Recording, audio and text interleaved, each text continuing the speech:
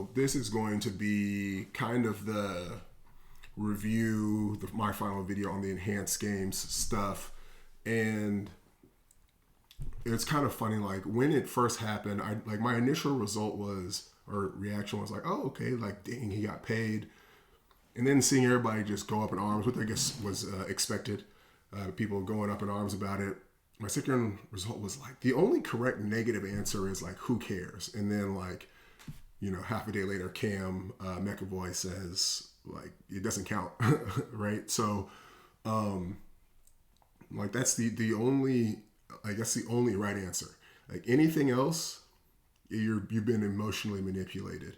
And I did say in my original thoughts on it that it was a very telling. I think people would agree that swimming's got to change something to get more eyeballs on it. And I've always said like we don't get it because we're in it, and like we don't understand how everybody else sees us, and because of that we think we're something we're not, and that makes it hard for people to want to watch our sport. Right? And from every idea that most people have about how to grow the sport, it's like that's not what like the normal person wants to see. And one thing that was very interesting for me to watch was how many people looked at this or reacted to it basically as within people that I can tell think that something needs to be done with how we market swimming, like went into the mindset of market swimming the old way. And what I mean by that is this was a outlier event. It was a done by investors and people with money to make this. It's a very outside the box. Like never in 100 years would I have thought, hey, let's legalize cheating and use this to get eyeballs. Right? Like that never would have crossed my mind. And like, unless somebody else was going to come up with a better idea, this was the idea we needed. And you may not like that, which is what we're about to get into. A little bit beyond that, it was kind of showed that like swimmers still want things done the swimmer way. And that's what I'm trying to say. Like it basically showed everybody, even people who know that something's wrong with the swimming and believe that doing things the swimming way probably isn't the best way, outed themselves as, I can't see swimming any other way than the swimmer way. And as coaches, and this is probably going to offend a lot of people, but somebody's got to tell you the truth. And I say it all the time on my Instagram, like, you may not like me, but at least I didn't lie to you. And if we were teammates, which I think we are, I remember David Marsh would always say, at the end of the day, we're Team USA, no matter where you are, no matter who's coaching whose kids. We're at the end of the day, we're Team USA. And that's kind of how I looked at this. I had a little beef with a friend or acquaintance, whatever, who got upset with me, like, why would you talk to me like that? And it's like, because I want to win. And like, you ain't up to par. And I'm going to tell you you're not up to par so we can win. Because if I don't tell you, you're going to keep underperforming and we ain't going to win. And I ain't going to, like, if I got to fight, like, if I got to fight somebody to win, like, I'm going to fight you, bro. Like, I have a saying for this. What is it? It's you're either going to fight the other team or you're going to fight me, right? And you ain't fighting our adversaries. So buck up, get your glove, get your dukes up, get those skibbity paps up. You know what I'm saying? So this is, I think it's a reality check for a lot of coaches, and I truly believe it obviously tells you a lot about if they competed, who they were, whether they won big or lost or whatever. And that's the first point. Is we're going to go into 2 points. First point is, are you willing to do what it takes, whatever it is, right? And when I interviewed Dr. Serda, Dr. Mahdi, Dr. C, interviews going out tomorrow at 10:30 a.m. Friday. So make sure y'all jump in there. It's going to be a great showing of how a behavioral analyst analyzes things. Who you are interacts with the environment and how that changes the environment for people to interact with. It's fantastic interviewing her. We're going to do it again. I want to do one purely on coaching girls, because I think we really touched the surface and I kept racking it over in my head. I'm getting totally off topic, sorry guys. But I realized, like, she said something like, what are the barriers that girls face, which I have no clue. But then I was like, what are the barriers? Like, why did I not even think to follow up with that question, right? I was just so like blown away that like, man, I never even would have thought to ask myself these questions for coaching girls and, giving them all the tools they need through swimming to, be happy. And I think at the end of the day, that's what everything is about. Like, if you can't use swimming to help your kids be happy adults, like, what are we doing? Anyway, are you willing to do what it takes, right? So, like, we as coaches, right, we demand our athletes get outside your comfort zone. Oh, yeah, why I brought up Dr. C. Winning is not ugly, or is not pretty. It's an ugly thing. And that's something she said to me in our DMs when we were talking and setting this up is she's like, a lot of people who do individual sports are not comfortable, like what they'll call it bad sportsmanship, right? With the fact that winning is an ugly process, right? And if you haven't crossed that Rubicon where being the best is ugly, and I don't mean like hard and you're sweating or you're bleeding. I'm talking about ugly. Like when I'm talking about fighting teammates, that's ugly business, right? If you're not willing to cross the Rubicon of the ugly stuff that you don't want to do but are necessary evils, you're not as committed as you think you are. You're not. And I think as coaches and as athletes, we need to hear that, like, you're not willing to go the distance to do what needs to be done. At the end of the day, if this thing comes up and this is the only way it can be done, and here's the thing, it's zero cost to us. We didn't have to pay anything. We didn't have to take any drugs. We didn't have to, if there's health risks involved, we didn't have to take those health risks. Somebody else volunteered and we said, no, don't do it. And they're like, I'm gonna do it anyway. And we didn't take advantage of the situation. Like you have a, what's it called? A kamikaze pilot who's gonna kamikaze, and you're not willing to use it as a benefit for yourself, right? Like you don't see the game and you're not willing to do what needs to be done, even when the people are going to do it anyway. And that's like what's so crazy about this. Like, and I say like people have been emotionally manipulated with this, amazing marketing. You know what? Look, I got this.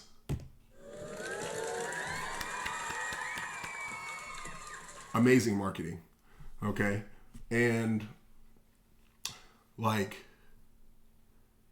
you don't have it in you to take advantage of that. They're going to do it anyway. They're going to get paid, and you don't have it in you to take advantage of that situation and seize the day. And that really, it says a lot about you. It really does. And like I said, you may not like me for telling you this, but somebody's got to tell you, right? When you sit here and you say this stuff to your kids that you're working with, deep down, you should know who you are. Now, the kids, they interact with you as a coach and need to decide for themselves if what you're telling them about sacrifice, about doing the uncomfortable things, about going to that dark place that they don't want to go to become better and get what they want, that they have to go through that to get what they want. You're not that guy. And I want you to know I see you. And I want you to be better. Like, somebody failed you. Somebody failed you because you thought you were there and you've shown yourself you're not, right? And you're going to make the same mistake again and again and again. And there's one thing I've realized through coaching and in life and relationships is the more congruent you are, the higher your vibration rises, and people can feel that and interact with it. So you may say, hey, you need to be willing to do what it takes, and your vibration's off because you don't believe that about yourself, right? Or deep down, maybe not consciously you don't. Now you know consciously. Oh man, my skin's getting better. I can see the red undertones finally. Sorry guys. Women and children can smell bullshit a mile away. So they can pick up on that vibration difference, right? Some of your more instinctive guys will pick up on it too. And they might listen to you, but if I say it, they can feel that vibration purely, clean, uncut. You feel me? And they can trust and be comfortable that, and be vulnerable that they can be themselves and do follow that advice because they feel safe knowing that I am that person and I won't compromise myself, right? And that's why I tell you the truth. I'm not going to compromise myself to lie to you so you can like me. You're going to hate me if you're going to hate me, but we're going to be on the same team. You're going to know where you're going to stand, and you're going to know when you're messing up. And if you want to get in here and win, I got your back because I ain't even going to lie to you. Okay? And here's the thing, right? Like, you have people who are maybe born with some serious gifts 6'6", super talented, whatever, and won at a high level, but was never in a situation where they had to figure out if they were willing to do what it takes, because they just won. It was easy. They never had to really push to that line. They never ran into their doppelganger and had to go plus ultra on a hater. You know what I'm saying? You have people who didn't have the talent, had what it took mentally, but could never get to that stage in that competition where they got to show that I have what it takes. They didn't have the physical gifts and talent for their mentals to catch up. That's honestly a little sidebar. That's why I say, like, being a killer is a mentality. Being a winner is a mentality. Because I can go out here and win and be successful. You chop my arm in a sport, you chop my arms and legs off. In here, I'm still me. My physical ability may not be able to show that I am that person, but I am still here. You take that out and plop it into an elite level athlete, that mentality will still function, right? So, like, I know people will hear this and be like, no, I have to coach these fast kids, or I've accomplished this. And it's like, yeah, well, did you accomplish it because you were talented or because you were actually willing to do what it took? Because if you looked at this event and got hurt and freaked out and said, this is not good for the sport, duh, it's cheating. But are you willing to do what it takes to let them do their tomfoolery and then take whatever comes with it, the positives, and take advantage of it? Because they're always going to do what they're going to do. Okay? They were always going to do that. You can't stop them. They're grown adults. You cannot stop them. But you're going to be all upset, like, and not see the forest for the trees. Come on, guys. Like, you got to be that general in the war. You got to have that, Commander Irwin, Attack on Titan. The real G's know what I'm talking about. My soldiers rage. Are you willing to kill your whole squadron so your best warrior has a chance to win the war, including your own self-sacrifice? You're not like that. And that's okay. But then, like, here we go. If you had any type of integrity, you wouldn't be asking other people to do that. So you either are going to be just somebody with no integrity that you know in your soul, or you're going to change and figure out how to become somebody who's willing to do what it takes.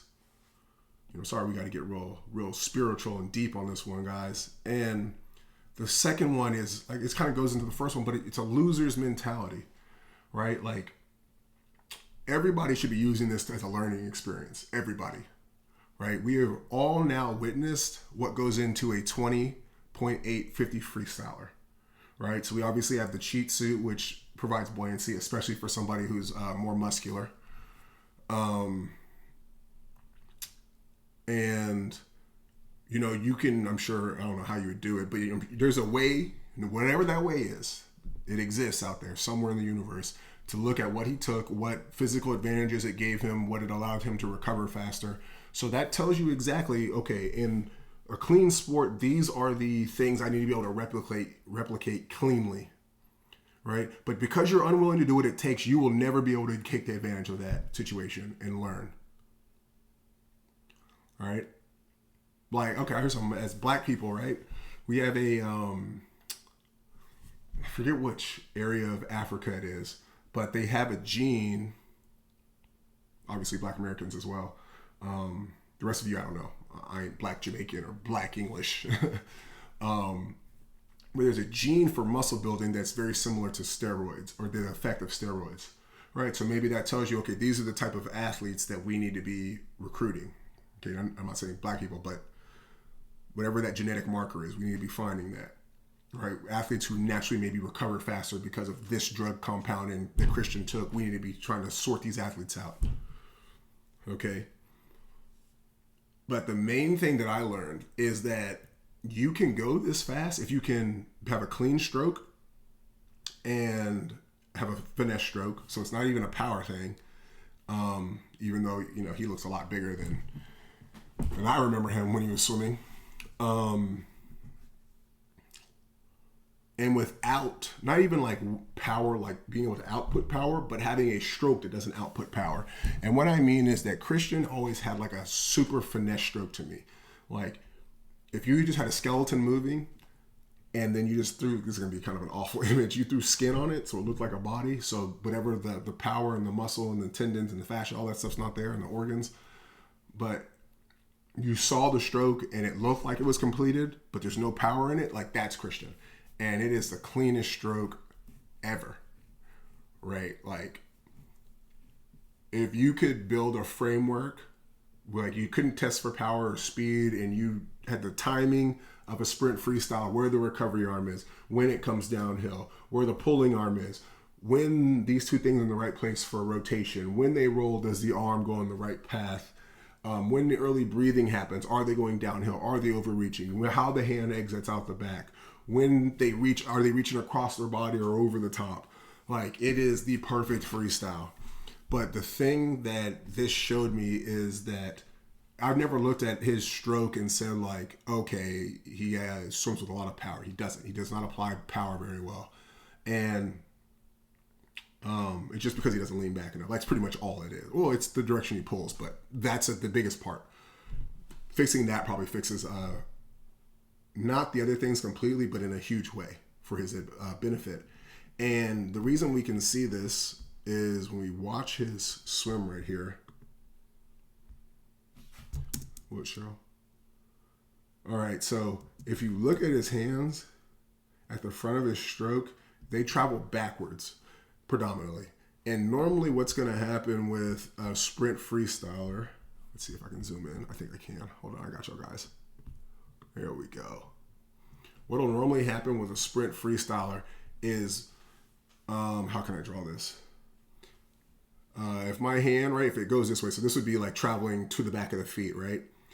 If I'm going to the back of my feet, at this point here, it doesn't look like my hand is traveling this way, right? But it is doing that circular motion. So at the front of the stroke, there should be a place where it's traveling in a certain plane as it makes that circle, which makes it look like it's not changing directions. And at the front of his stroke, he enters and yanks back instead of entering, and his hand pressing down, which is how you would apply power. And then your lean and posture makes that go from straight down to straight back, right? But it does it the right way. And when we look at Christian's pulling, you can see that it's mostly his hands that are traveling right back, right? We just see it disappear. And you can see that because his elbow is also coming back too. Versus if it was in front, his elbow would look like it's going down. And the way that you can see, especially from the side, like it's just going back. And it's not even about being deeper, which you would have to have a deeper arm for this to work. Well, you just have a pretty good lean. But you can have a deep arm and push through your hand instead of pulling through your armpits like you're supposed to. But man, beautiful stroke. Boom. Boom.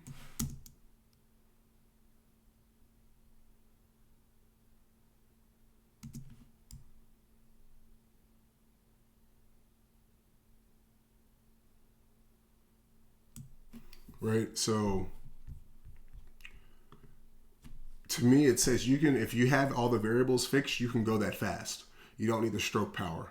You can be a finesse swimmer and still swim extremely, like not just very fast, extremely insanely fast, right? You can have a low, and this is like, you would think of this as Anthony Irvin, classic Anthony Irvin.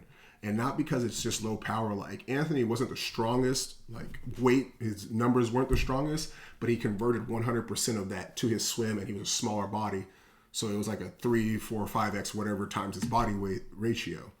Whereas Christian has gotten stronger and increased his top max output, but then he only converts a percentage. So before, let's say if it was this output, he had this percentage. Now he's this output, and now he's this percentage. Whereas Anthony Irvin was like this output, this percentage, right? And then he had a terrible dive, so Anthony, swam slower. But yeah, it's like this is going to happen, guys. You can't do anything about it. Stop having a loser mentality. It's going to be there. Take advantage of it. Learn, and let them take all the risks. Like they're going to take the risk, right? It's nothing to you, nothing of cost to you. Let them take a risk. You take advantage. Excuse me.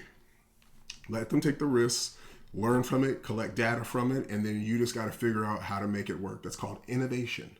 So you just got a crash course on innovation too. But, control your emotions, guys. Control your emotions and be willing to do what it takes. Winning is ugly. Okay? It's not pretty. All right? And as an adult, in sports, it's a safe ugliness because there's no real world consequences to your life. But in real life, there's serious consequences. They may have some serious health issues. So you get a chance to not have to pay for those, take the risk. You better jump on. Right? You better jump on. He was willing to do what it took. He probably genetically is incapable of going that fast. So he did what it took. Right now, he's going to be ridiculed, whatever, blah, blah, blah, blah. But he did what it took. Right? You need to be willing to do what it takes, too, to become a better coach. Especially when they're going to do it anyways. They're going to do the dumb stuff anyways. And it's of no cost to you. Rest easy, guys. Make sure you subscribe, hit that notification bell so that you are notified when we drop a YouTube video. And once again, tomorrow we have Dr. Mahdi Serda, a board certified applied behavioral analysis. Dang, I was so close. Analyst. I learned a lot about how somebody in her position looks at the world. And things I need to be conscious about. How a kid, it's a fantastic interview, guys. If you're here to learn and you're trying to be the best version of yourself and you're willing to do what it takes, this is a fantastic interview. And in this case, doing what it takes means being wrong. But like I said, fantastic interview. See y'all tomorrow. Peace.